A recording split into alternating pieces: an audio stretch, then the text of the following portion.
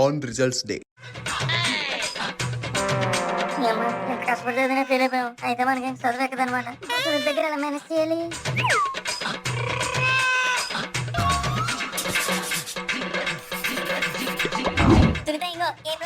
ఇప్పుడన్నా మాట ఏదో చెప్పచ్చు కదా. కంగ్రాచులేషన్స్ ఈ మాట కోసం నేను కంగ్రాచులేషన్స్ చెప్పింది నీ మార్క్స్ చూసి కాదు, నీ వెనక చూసి. సార్ చూడండి, నా రిపోర్ట్ కార్డు దొబ్బేసి నన్ను ఏం చేంజ్ చేశాడు.